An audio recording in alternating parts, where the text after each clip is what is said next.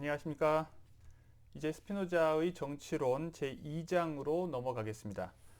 자, 제2장에서는 자연적 권리 또는 자연권이라고 하는 것을 살펴봅니다.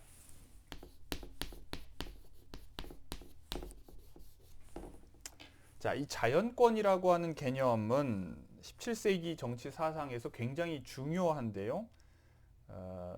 간단하게 이 뜻을 살펴보면 이런 겁니다. 그러니까 인간이 자연적으로 가지고 있는 권리 이런 겁니다. 자연적으로라는 말은 누가 인위적으로, 인공적으로 덧붙이거나 추가한 것이 아니라 그런 것 없을 때 가지고 있는 것을 얘기하는 거죠. 그래서 그것을 보통 타고나는 권리 이렇게 표현하기도 합니다. 내추럴하다, 그러니까 나을 때, 태어나면서부터 그냥 가지고 있는 권리. 그걸 뭐 또 이제 19세기에 가서는 천부 인권 뭐 이런 식의 표현도 썼죠. 그러니까 천부라는 말은 그냥 하늘이 부여했다는 말은 태어날 때부터 가지고 있다 이런 얘기예요. 근데 그 태어날 때부터 뭔가 고귀한 것을 가지고 있다고 하는 생각이 천부 인권 이런 주장이라면 17세기에는 그거보다는 이제 미니멈이 무엇인가? 사람들이 그냥 태어날 때부터 가지고 있는 권리는 도대체 무엇이고 어디까지 보장되고 어디까지 무엇이 보장되지 않는가 이제 이걸 논쟁하는 겁니다. 이 논쟁의 맥락은 이렇습니다. 뭐냐면 17세기에 유명한 정치 사상가 토마스 홉스가 있는데요. 대표적인 사람이죠. 이 사람이 무슨 얘기를 하냐면 그 이전까지 그러니까 16세기까지 또는 17세기까지도 여전히 사람들은 국가를 어떻게 상상했냐면 국가라고 하는 것은 원래부터 있는 거죠. 그리고 그 국가는 보이지 않아요. 여러분들 대한민국 보이지 않죠.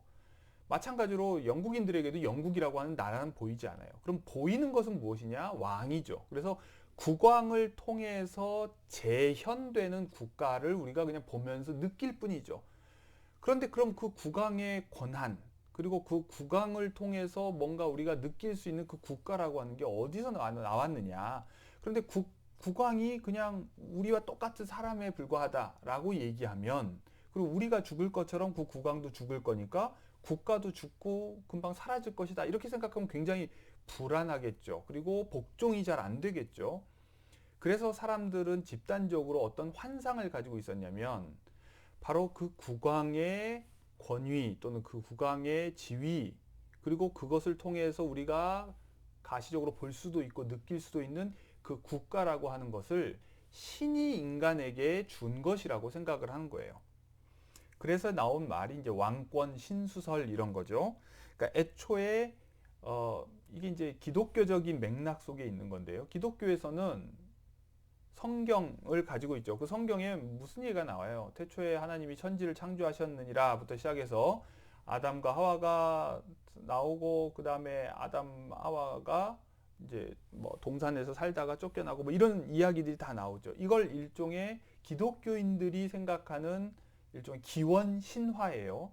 이 기원 신화에 따르면 최초의 사람을 만들고 신이 이 사람에게 명령을 했다는 거예요.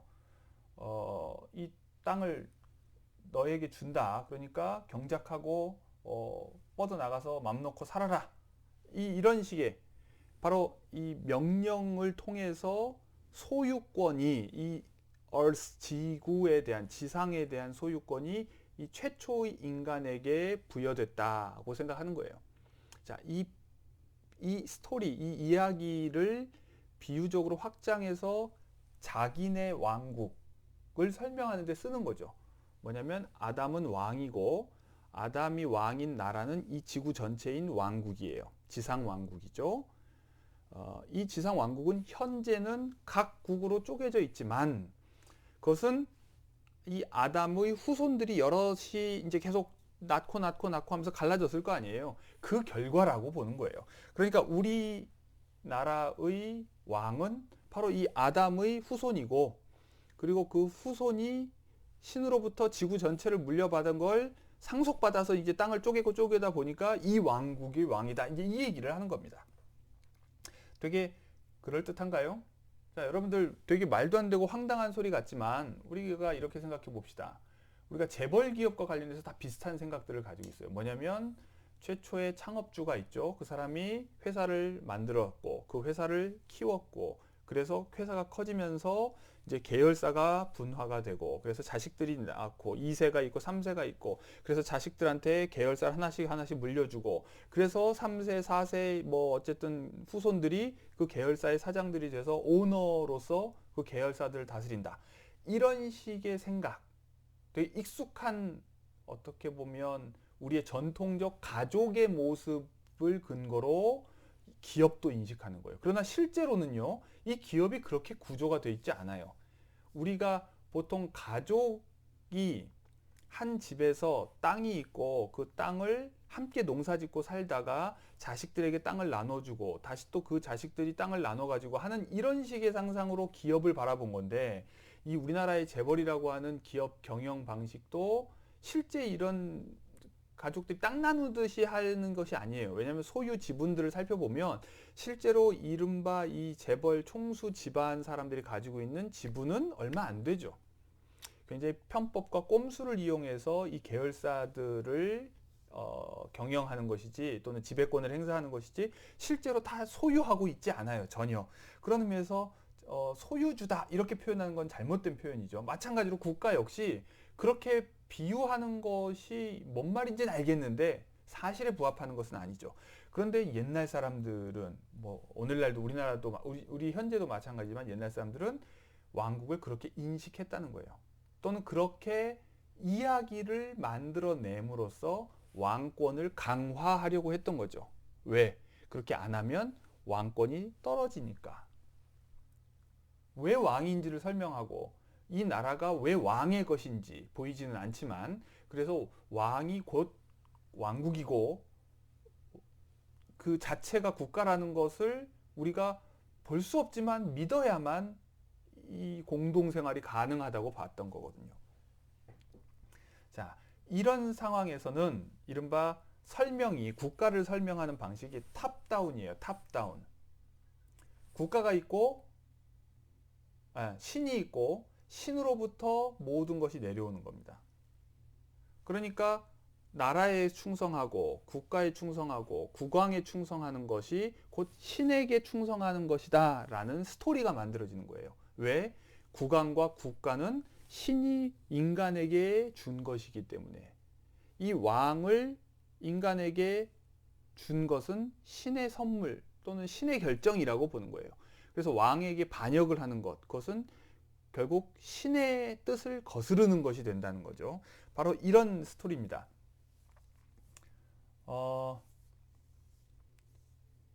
좀 더 자세한 이야기가 궁금하면 제 유튜브 채널에 들어가 보면 종교개혁과 유럽 정치사상에 관한 강의가 하나 있습니다. 그 강의 내용이 이 부분을 좀 더 자세하게 다루고 있으니까 한번 참고하시고요.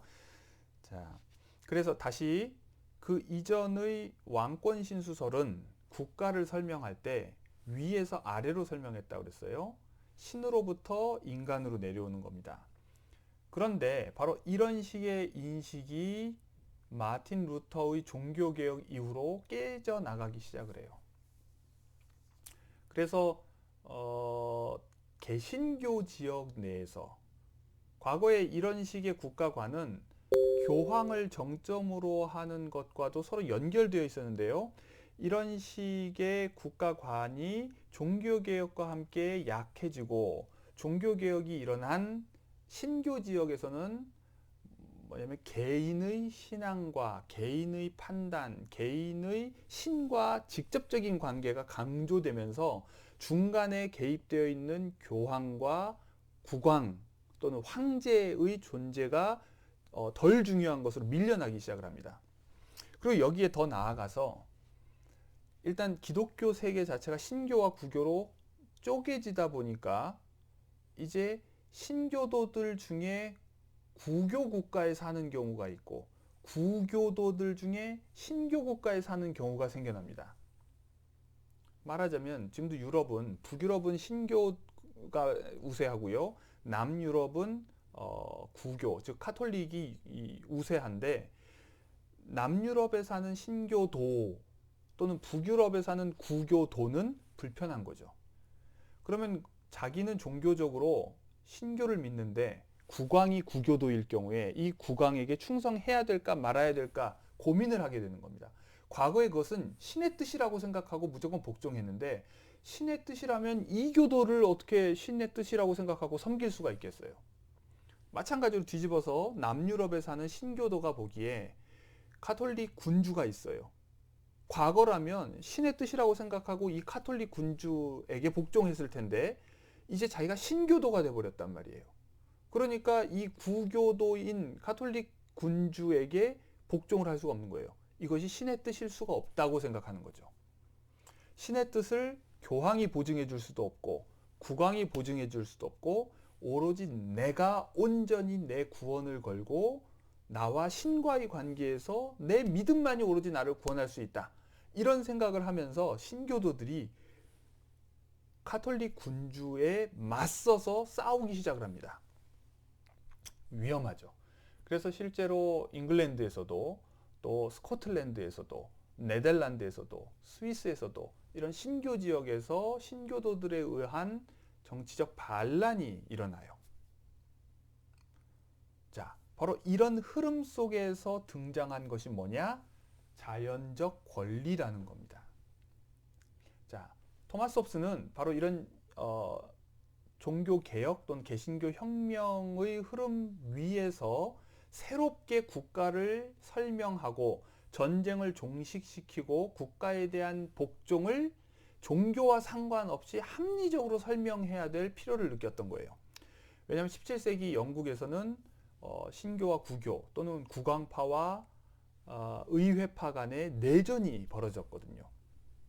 이 내전의 결과로 결국은 카톨릭과의 어떤 연계를 가지고 있는 국왕이 죽어요. 뭐 심지어 찰스 1세 목을 잘라 죽죠. 그래서 자식들은 엄마와 함께 프랑스로 망명을 가고, 그리고 17세기 중반부터 잉글랜드는 신교 국가가 됩니다. 그러니까 그 이전부터 신교 국가였지만 카톨릭의 영향이 아예 이제 떨어져 나가게 됩니다. 자, 바로 이때 토마스 홉스는 인간을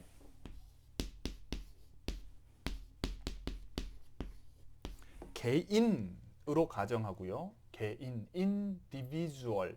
더 이상 나눌 수 없는, individible하다는 뜻이에요. 더 이상 나눌 수 없는 단위인 한 사람 한 사람. 자, 그 이전에도 늘 인간이 있었는데 그게 뭐 새로운 생각이냐 이렇게 생각할 수 있는데요. 사실 그 이전에는 인간을 이렇게 하나의 단위로 보지 않았어요. 어떤 단위로 봤냐면 가족 단위로 봤어요. 왜냐하면 언제나 우리가 현실 속에서 목격하는 누군가는 분명히 한 명의 사람이지만 그 한 명의 사람은 네 아버지가 누구시노? 네 어머니는 누구시노? 이렇게 물어보듯이 언제나 아버지 어머니의 자식으로서, 누군가의 아내와 남편으로서, 또는 누군가의 부모로서 존재하는 것이지 그냥 그런 관계와 상관없이 혼자 존재하는 것이 아니었거든요. 그런데 늘 우리가 현실에서 보는 존재들은 그런 존재인데, 그러니까 우리는 우리의 정치적 판단조차 언제나 누군가의 영향을 받아요. 자, 4월 15일에 총선이 실시되죠. 여러분들은 투표를 하게 될 겁니다. 그런데 여러분들의 투표 행위에 물론 여러분들이 혼자서 고독하게 판단하고 결정한다고 주장할 수 있지만 알게 모르게 우리의 사회적 관계 속에서 결정되거나 영향을 받죠. 자, 이것이 현실이지만, 그러니까 우리는 내가 태어났을 때 영국에서 태어났느냐, 조선에서 태어났느냐, 또는 아메리카에서 태어났느냐, 어디에서 태어났느냐에 따라서 우리는 동시에 충성심조차 어느 정도는 가지게 돼요. 가질 수밖에 없게 돼요. 그런데 지금 토마스 홉스는 그런 것이 없는 상태를 가정하고 머릿속으로 thought experiment, 가상 실험을 하는 겁니다. 그런 자연 상태, 이런 자연 상태에 있는 인간이, 이 인간은 무연고적 인간이죠. 그 무연고적 인간이 가지고 있는 권리, 그것이 뭘까? 이 얘기를 하는 겁니다.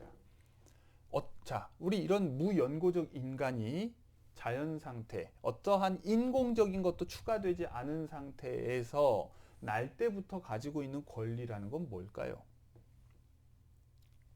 자, 홉스와 스피노자가 다 공통적으로 인정하는 것이 뭐냐? 바로 그때의 인간은 자기에게 무엇이 이롭고 무엇이 해로운지 스스로 판단할 수밖에 없고, 그리고 그렇게 판단한 대로 행동할 권리를 다 가지고 있다는 거예요. 그걸 바로 자연권이라고 얘기했어요. 자, 이런 자연 상태에서 개인에게 아니야, 그렇게 하면 안 돼. 그렇게 하면 너에게 이롭기보다는 오히려 해로울 거야 라고 말해봐야 그 말을 따르건 안 따르건 그것 또한 본인이 결정하죠. 자, 무연고라고 얘기했어요. 오늘날 우리는 어머니나 아버지나 친구나 또는 다른 다양한 사람들이 우리의 그런 판단에 영향을 줘요. 때로는 뭐 하면 뭐 해줄게라는 식의 거래도 우리는 시도도 할 수도 있고, 여러 가지 방식으로 우리의 판단에, 옳고 그름에 관한 판단, 그리고 그 판단에 근거해서 내가 이렇게 저렇게 행동하려고 할 때의 선택을 제한하거나 다른 쪽으로 유도하는 온갖 것들이 있어요. 대표적인 게 뭔가요? 법이 있죠. 자, 우리가 길가에 서 있습니다. 지금 길을 건너고 싶어요. 그런데 지금 길을 건널까 말까? 지금 길을 건너도 되나 안 되나? 이거 어떻게 판단하나요? 내가 그냥 판단하죠. 그러나 우리의 판단, 지금 건너도 돼, 건너면 위험해, 또는 기타 등등 이런 판단을 제한하는 요소들이 이 현실 사회에는 있어요. 뭐냐면 누가 볼까봐, 또는 다칠까봐, 또는 빨간불인데, 또는 경찰이 건너편에 서 있으니까 딱지 뗄까봐, 기타 등등 여러 가지 제한에 의해서 온전히 나 혼자서 판단할 수가 없어요. 나의 판단조차도 이미 제도에 의해서 만들어진 판단이거나, 또 나의 이 판단이 남의 의식이 반영된 판단이거나 여러 가지가 복합적이죠. 자, 그래서 우리는 나의 어떤 뭐랄까 스스로 판단할 권리, 즉 지금 길을 건너도 돼 안 돼 라고 하는 판단의 권리, 그래서 실제로 내가 건널지 말지를 결정할 행동의 권리, 이 모든 걸 내가 온전히 가지고 있다고 얘기하지만 이 권리는 사실상 우리가 국가 상태에서는 법에 의해서 또는 관습에 의해서 또는 남의 존재의 시각에 의해서 언제나 제한된단 말이에요. 자, 그런데 이 자연 상태에서는 어떤가요? 자, 인공적인 것이 없다고 그랬어요. 그리고 무연고적이라고 그랬어요. 온전히 내가 결정하고 내가 판단하고 내가 행동하죠. 그리고 그 책임도 온전히 나 혼자 질 수밖에 없는 거예요. 바로 이것이 인간이 자연 상태에서 가지고 있는 권리다. 자, 이게 자연권에 관한 논의입니다. 이런 논의를 17세기의 사상가들은 했어요. 왜? 국가를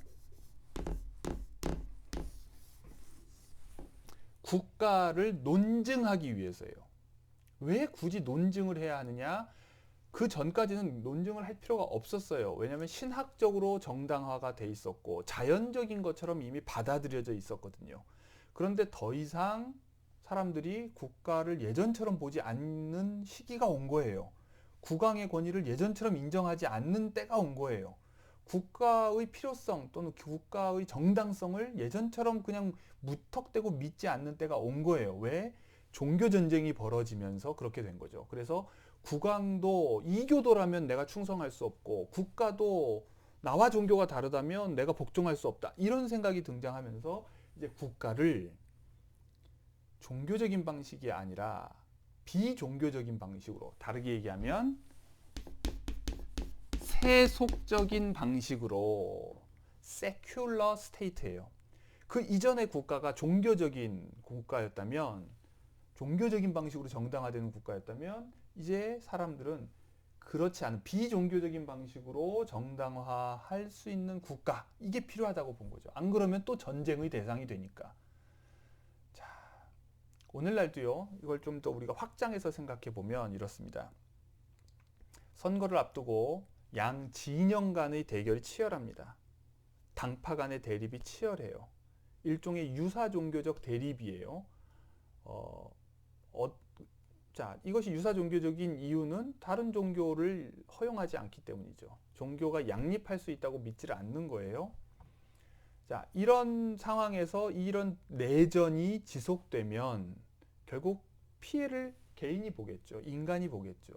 이 인간의 피해를 막고 인간이 안전하게 살 수 있도록 하려면 결국 국가가 종교적인 방식으로 분열돼서는 곤란하고 종교적이지 않은 방식으로 국가가 설명되고 정당화되고 운영될 필요가 있어요. 그게 뭐냐? 세속적인 방식이라는 거죠.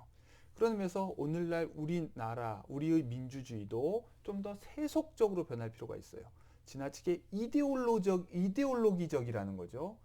국가를 운영하겠다고 하는 제 당파가 또는 그 선거가 이념적인 대결 그리고 그 이념이 서로 상대 이념을 용인하지 않는 방식이라면 예를 들어 보수주의자들은 뭐 좌파 빨갱이라고 욕을 하고 공산주의자들이라고 얘기하고 반대로 또 뭐 진보 좌파들은 또 보수 이런 사람들을 뭔가 이렇게 완전히 제거하고 없애야 될 뭐 수골 뭐 이런 식으로 비난하면 이렇게 해서 완전히 박멸의 대상으로 보면 정치가 작동할 수가 없고 결국 우리를 보호할 수가 없게 되는 거죠. 17세기 상황이 그랬습니다.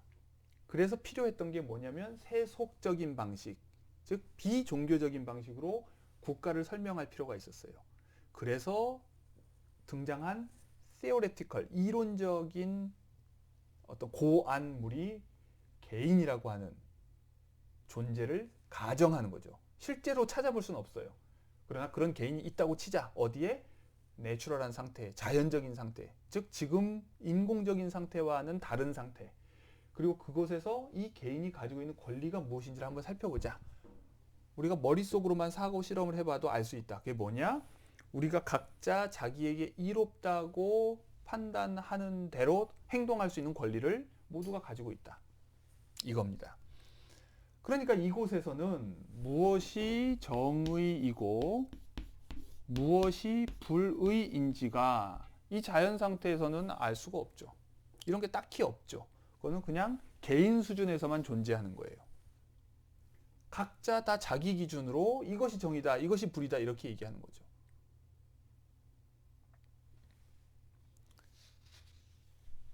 자, 2절 한번 봅시다. 2절. 제 2장의 2절입니다. 처음 몇 줄이 조금 어려운 것처럼 들리는데 별 어려운 얘기 아닙니다. 무슨 얘기냐면 자연적 사물은 어떤 것이든지 그것이 지금 존재하거나 존재하지 않거나 간에 적합하게 파악될 수 있다. 그러나 자연적 사물이 존재하기 시작하는 것이 그 사물의 정의에서 도출될 수 없듯이 그 사물이 계속 존재하는 것도 그 사물의 정의에서 도출될 수 없다. 무슨 말이냐면 되게 이렇게 추상적으로 얘기해 놓으니까 어렵죠. 무슨 얘기냐면 자, 사람을 정의해 봅시다.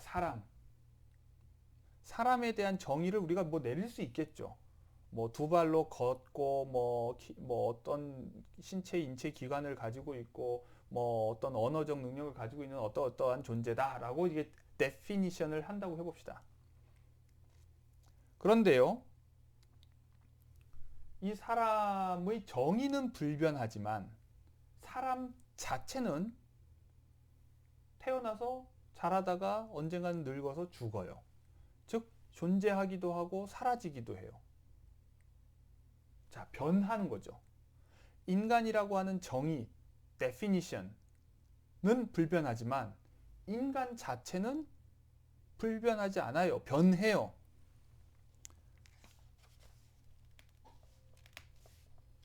자, 그런 의미에서 인간 자체에 대한 definition이 곧 인간을 존재하게 하거나 존재를 지속하게 하는 것은 아니라는 거예요.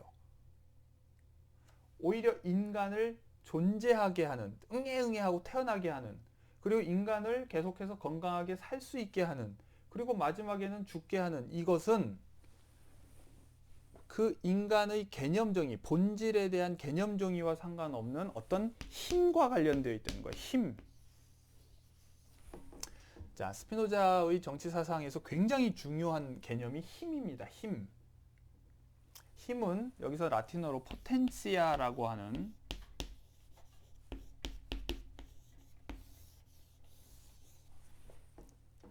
단어인데요. 포텐시아. 여러분들 그 영어 단어에서 포텐셜이란 말 쓰죠. 아, 어떤 사람이 포텐셜이 있다. 어떤 뜻이에요? 가능성, 잠재력, 어떤 힘이 있는데 그 힘이라고 하는 것이 지금 막 쓰고 있는 힘이란 뜻이 아니라 뭔가 그럴 수 있는 능력, 힘, 가능성, 에너지 뭐 이런 걸 가지고 있다는 얘기예요. 그러니까 힘이 없는 사람에게 우리가 포텐셜이 있다고 얘기하진 않아요. 그러나 지금 힘을 막 쓰고 있는 사람을 또 포텐셜이 있다고 얘기하진 않아요. 무슨 말인지 알겠어요? 바로 이 힘이, 자, 우리 이거 좀 약간 좀 그 신비주의처럼 들릴지 모르겠는데 우주 전체에는 말하자면 그런 힘이 있어요. 에너지가 있죠. 그리고 그 에너지, 우주 전체예요. 이 에너지를 통해 나무가 땅에서 자라나와요. 그 신기하죠? 어떤 씨앗이 흙 속에서 물과 햇볕을 통해서 싹을 틔우고 제코와 콩나무 같은 거 생각해 보세요. 쫙쫙쫙쫙 크죠? 이 힘을 통해서 이 태어나기도 하고 존재하기도 하고 그 존재하기를 지속하기도 하는 거예요. 동시에 그 힘이 사라지면 사라지기도 해요. 그 힘의 출처가 어디냐? 자연 전체가 그 힘의 출처겠죠. 그러나 이 자연 전체가 가지고 있는 힘을 구체적으로 나무 한 그루가 나누어 가지고 있어요. 또 사람도 나누어 가지고 있어요. 태어날 때 응애 응애 하고 태어나는 그 아이 또 엄청난 포텐셜, 잠재력을 가지고 있죠. 그리고 그 잠재력을 쭉쭉 활용해서 키가 큰 성인으로 자라요. 그러나 점점점 그 힘이, 포텐셜이 점점점 약해지면서, 힘이 약해지면서 언젠가는 병들고 노쇠해서 죽죠. 그리고 사라져요. 다시 제로 돌아가요. 자, 이 힘, 우주 전체로 놓고 보면, 물리학에서도 하는 얘기지만 우주 전체로 놓고 보면 힘 자체의 총량이 바뀌지는 않아요. 그러나 이 총량 자체는 바뀌지 않지만 그 안에서는 끊임없이 어딘가로 그 힘이 모였다가 사라졌다가 또 다른 곳으로 모였다가 또 흩어졌다가 하는 기의 취산이 일어나죠. 자, 이건 뭐 동양 철학하고도 굉장히 유사한 이야기인데 바로 이 힘, 모든 자연 속의 모든 것을 존재하게도 하고 존재를 지속하게도 하는 이 힘을 스피노자는 자연의 힘이라고 봐요. 자, 자연 전체가 가지고 있는 힘이죠. 자, 이 자연 전체의 힘 안에서 인간 개인도 힘을 가지고 있는 거예요. 그렇죠? 그렇기 때문에 이 인간의 힘은 자연 전체의 힘에 비유하면 얼마나 조그말까요? 엄청나게 적죠. 우리가 인간 인구를 70억이라고 했을 때 70억 분의 1만큼의 힘을 가지고 있는 것도 대단하게 높게 측정한 거예요. 왜? 우주 자연 만물 안에서 놓고 보면 무수히 많은 동물들과 무수히 많은 식물들과 생물들과 이런 것들이 함께 있기 때문에 우리 인간 개인이 가지고 있는 힘은 자연 전체의 힘에 비하면 사실상 없는 것이나 마찬가지죠. 그러니까 인간이 무슨 힘이 있다고 얘기하는 게 얼마나 유치한 얘기인지 이걸 깨달을 필요가 있어요. 스피노자는 그런 의미에서 인간 자체, 인간 개인으로 놓고 보면 이 개인이 가지고 있는 힘이라고 하는 것은 사실상 없는 거나 마찬가지라는 거예요. 그런데 우리가 제한된 맥락 속에서 자, 두 사람을 놓고 봅시다. 이 두 사람이 힘의 차이가 있어요. 이 사람은 힘이 좀 더 세고 이 사람은 힘이 좀 더 약해요. 그럼 힘이 더 센 사람이 이 두 사람과의 관계에서는 더 큰 힘을 가지기 때문에 자기 밑에 누르겠죠. 자, 자, A, B라고 합시다. B는 A의 지배 아래에 있어요. 힘 아래에 있어요. 바로 이걸 스피노자는 뭐라고 얘기하느냐? 이 사람의 권리 아래에 있다 이렇게 얘기했어요. 자, 노예주와 노예를 상상해 봅시다. 노예주가 무기를 이용해서건 뭘 이용해서건 더 큰 힘을 가지고 있어요. 그래서 노예를 부려요. 그래서 노예가 노예 주인의 힘 아래, 지배 아래에 있어요. 이때 노예는 주인의 권리 아래 있다고 우리는 얘기할 수 있어요. 자, 바로 이렇게 양자 간의 관계에서는 쉽게 이해되죠. 자, 그럼 3자, 4자, 5자 이렇게 계속 수가 늘어나면 어떨까요? 수가 늘어나면 늘어날수록 다시 이 한 사람이 가지고 있는 권리 또는 힘은 나머지와의 관계에서 보면 굉장히 적은 거죠. 아까 제가 얘기했죠. 70억 인구 사이에서 제가 가지고 있는 힘이라고 하는 것은 70억 분의 1이에요. 그게 무슨 의미가 있는 힘이겠어요?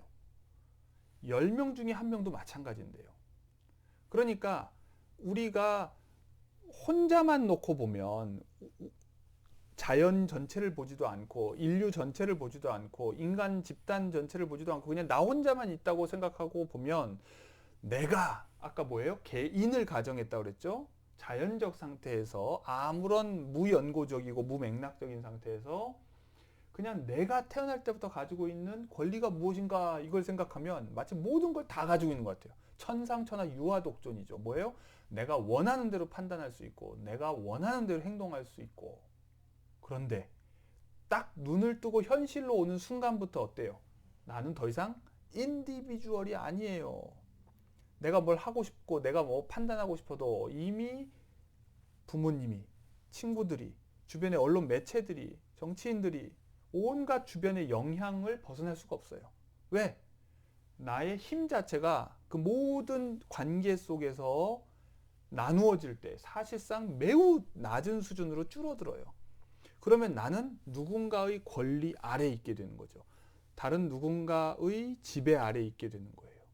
자, 다시 그러면 이 사람의 자연적 권리라고 하는 것이 우리가 가상 속에서는 엄청나게 대단한 것 같지만 현실에서는 거의 있으나 마나한 게 되는 거죠. 자, 이게 굉장히 뭐랄까요? 스피노자의 주장 중에 굉장히 중요한 부분입니다. 벌써 우리가 3절 얘기까지 했습니다. 스피노자는 바로 이 자연 전체의 힘, 이것을 곧 신의 힘이라고 생각했어요. 자, 이것은 한편으로는 기독교 세계에 살고 있는 사람들을 청중으로 고려하면서 종교적인 언어를 섞는 것처럼 들릴 수도 있어요. 뭐예요? 인간이 어떻게 해서 처음 등장하게 돼요? 신이 창조했다고 얘기하죠. 그리고 우리가 안 죽고 계속 살 수 있는 것도 다 신의 은혜라고 얘기하죠. 풀한 포기도 가꾸시는 신께서 우리를 가꾸지 아니하겠는가 이런 얘기 한단 말이에요. 그러니까 기독교적인 맥락 속에서도 이해 또는 오해가 될 수 있는 여지가 있어요. 당연히 어떤 우리의 자연적인 사물, 인간 마찬가지죠. 인간이 존재하는 것이나 존재하기를 지속하는 것이나 다 자연의 힘, 곧 신의 힘에 의해서 가능하다는 거예요. 그런 의미에서 가장 권리가 가장 센 존재는 뭐예요? 자연 그 자체. 다른 말로 하면 신의 권리가 가장 무한한 거죠. 반대로 인간 또는 개개의 개체는 권리가 사실상 없어요. 자, 신 아래에 우리가 전적으로 복속되어 있다, 예속되어 있다. 받아들일 수 있죠. 종교인이라면. 여기서 이제 살짝 세속적 언어로 바꿉니다. 뭐예요? 자연의 힘 아래 모든 존재가 복속되어 있다. 조금 아리까리한가요? 그러나 그건 사실이에요. 왜? 예를 들어 지구가 충돌해서 지구가 멸망한다고 해봅시다. 우리가 무슨 찬스가 있겠어요? 속수무책이죠. 자, 자연재해를 겪을 때 우리는 거기에 대해서 속수무책이죠. 힘이 없는 거예요. 자연의 힘과 비교했을 때 개인의 힘은 너무나도 미약하거든요. 그렇기 때문에 자연 자체가 가지고 있는 권리에 대해 인간 개개인은 아무런 권리를 사실상 가지고 있지 않아요. 종만도 못한 거죠. 자, 그래서 스피노자는 이렇게 얘기합니다. 61쪽입니다. 3절의 지금 61쪽 마지막 부분인데요. 각각의 자연적 사물은 각각의 자연적 사물, 인간을 생각해도 좋습니다. 자기가 존재하고 작동할 힘을 가진 만큼의 권리를 자연으로부터 얻는다. 자, 이 말은 모든 힘과 권리는 자연으로부터 오고 그만큼의 권리를 자연으로부터 얻는다는 말도 그렇기 때문에 사실상 거의 권리를 가지고 있지 않다 이 말이에요. 개개의 자연적 사물을 존재하게 하고 작동하게 하는 사물의 힘은 절대적으로 자유로운 저 신의 힘 외의 다른 것이 아니다.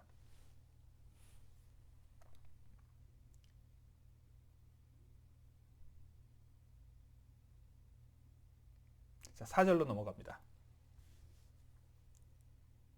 여기서 자, 지금 힘에서 권리가 나온다는 얘기를 했어요.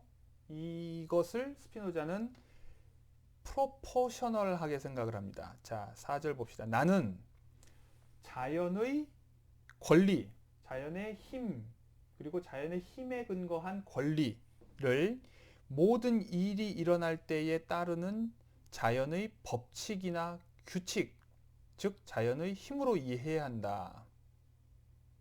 모든 일은 자연의 법칙에 따라 일어나고 자연의 규칙에 따라 일어나는데 그것이 곧 자연의 힘이고 자연의 권리라는 거예요. 그러므로 자연 전체의 권리는, 그리고 필연적으로 모든 개체의 자연적 권리는 그 힘이 미치는 데까지 확장된다. 아까 얘기했죠. 양자 간에도 힘이 더 세면 그만큼 더 큰 권리를 가지고, 힘이 약하면 그만큼 적은 권리를 가진다. 이 관계 속에서 그렇다는 거예요. 그러나 이 관계가 3, 4, 5, 6, 70억 이렇게 계속 늘어나면 늘어날수록 이 권리와 힘의 비율이라고 하는 것은 점점 의미가 사라져요. 왜? 전체의 힘과 권리가 워낙 압도적으로 크기 때문에.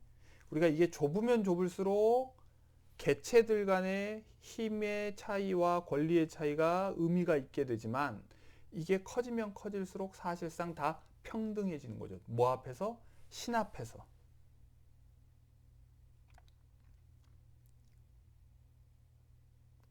모든 사람은 자기 본성의 법칙을 따라 행하고 자연의 최고 권리를 가지고 행하며 그가 힘으로써 할 수 있는 만큼의 권리를 자연에 대해 가진다. 모든 사람의 자연적 권리는 모든 사람은 자기 본성의 법칙을 따라 행하고 자기가 원하는 대로 행동하고 생각하고 해요. 그리고 자연의 최고의 권리를 가지고 행한다. 자기 본성이 시키는 대로 최고의 권리를 가지고 행해요. 그래 봐야 그가 힘으로써 할 수 있는 만큼의 권리는 이 자연 전체에 대해서 가지기 때문에 그것은 매우 상대적인 거죠.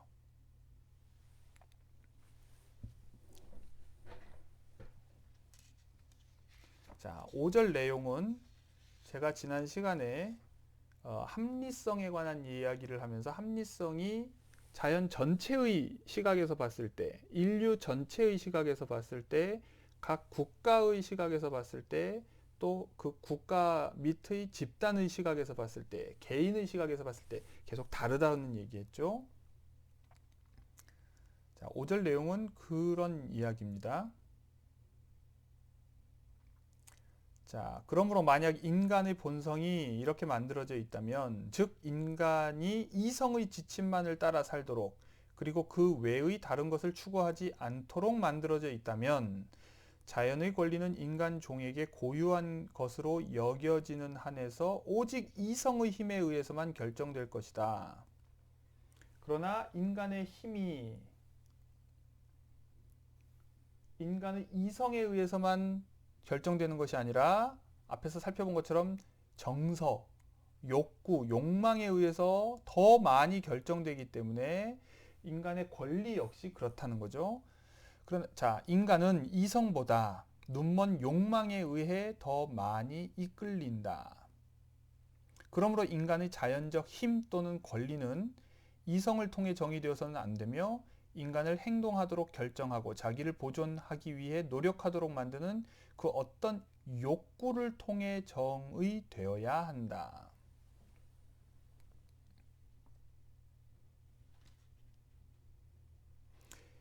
이성에서 비롯하지 않는 저 욕망들이 인간의 능동적 행위가 아니라 수동적 상태라는 것을 나는 당연히 인정한다. 그러나 우리가 여기에서 다루는 것은 자연의 보편적 힘 또는 권리이므로 이성에 의해 우리 안에 생겨나는 욕망과 다른 원인들에 의해 우리 안에 생겨나는 욕망 사이의 어떤 차이도 인정할 수 없다.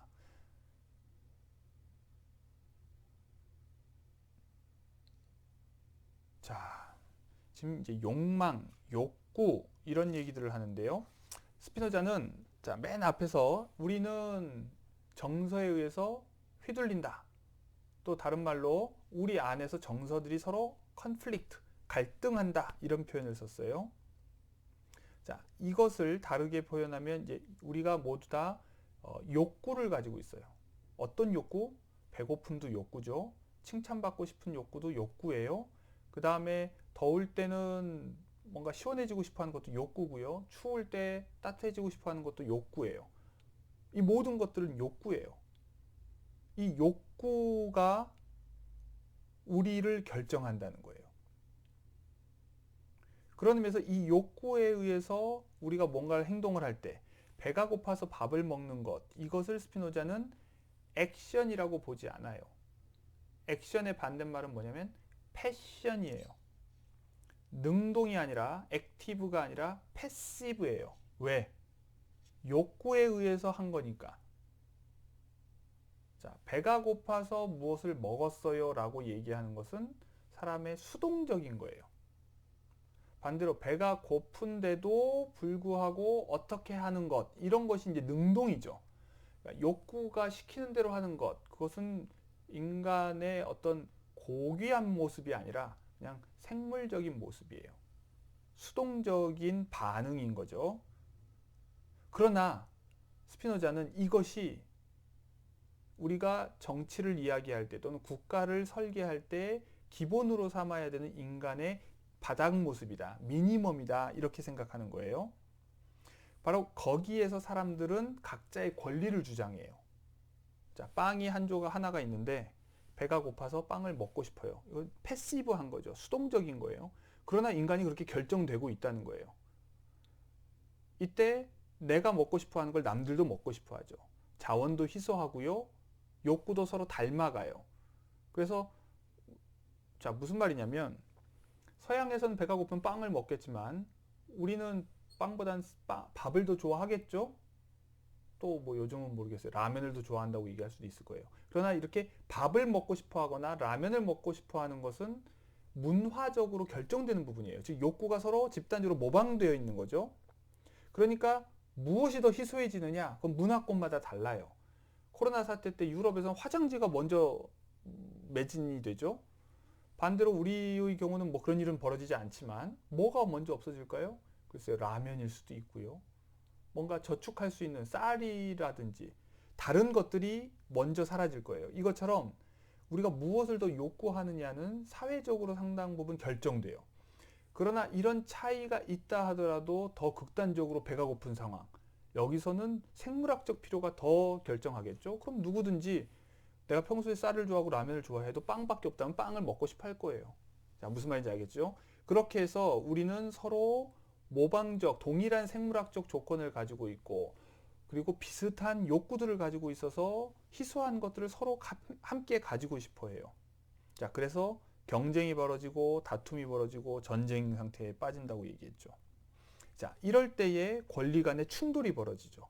각자 개인의 수준에서는 나에게도 권리가 있지만 각자 다른 사람도 또 나에게도 권리가 있기 때문에 권리와 권리가 충돌하면 결국 각자의 권리는 보장되지도 않고 있으나 마나한 것이 돼요. 자, 인간은 그가 지혜롭거나 무지하거나 간에 자연의 일부이고 각 사람을 행동하도록 결정하는 것은 모두 자연의 힘에 귀속되어야 한다. 물론 이 자연의 힘이 이 사람 또는 저 사람의 본성을 통해 정의될 수 있는 한에서 그렇다. 그러므로 인간은 이성에 의해 이끌리거나 오직 욕망에 의해 이끌리거나 간에 자연의 법칙과 규칙을 따라 즉 자연의 권리를 가지고 행동한다. 자, 부족한 재화를 서로 가지려고 하는 이런 투쟁도 각자 자연의 권리를 가지고서 하는 행동이기는 한데